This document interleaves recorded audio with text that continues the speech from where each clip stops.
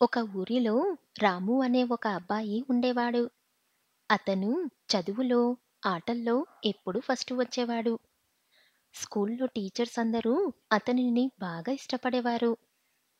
రాము వాళ్ళ క్లాస్‌లో గోపి అనే ఇంకో అబ్బాయి ఉండేవాడు.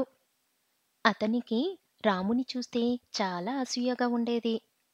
రాముని ఏదో విధంగా బాధ పెట్టాలి అని గోపి నిర్ణయించుకున్నాడు.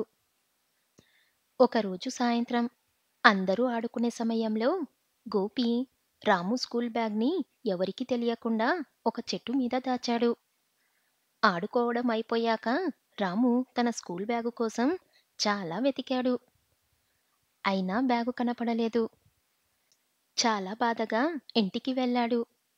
ఇంకొక 2 రోజుల్లో ఎగ్జామ్స్. బుక్స్ లేకుండా ఎలా చదవాలి అని అనుకున్నాడు. తర్వాత ఎగ్జామ్స్ అన్నీ పూర్తయ్యాయి. ఎప్పుడులాగానే మళ్ళీ రాము క్లాస్ ఫస్ట్ వచ్చాడు. గోపికి చాలా ఆశ్చర్యమనిపించింది. రాము దగ్గరకు వెళ్ళి, "నీ స్కూల్ బ్యాగు పోయిందన్నావు కదా! మరి క్లాస్ ఫస్ట్ ఎలా వచ్చావు?" అన్నాడు. అందుకు రాము, "అవును, బుక్స్ లేవు. కానీ నేను రోజు క్లాస్‌లో చెప్పిన పాఠాలు ఏ రోజువి ఆ రోజే చదువుతాను. అందుకు నాకు పాఠాలన్నీ గుర్తున్నాయి" అని చెబుతాడు. ఆ మాట విని గోపి తన ప్రవర్తనకు తానే సిగ్గుపడతాడు. రాము స్కూల్ బ్యాగు రాముకి తెచ్చిచ్చి, రాముకి క్షమాపణ చెబుతాడు.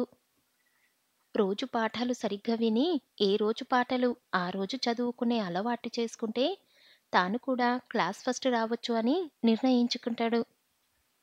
పిల్లలు, ఈ కథలో ఉన్న నీతి, కష్టపడే వారిని ఎవ్వరూ చెడగొట్టలేరు. సరేనా?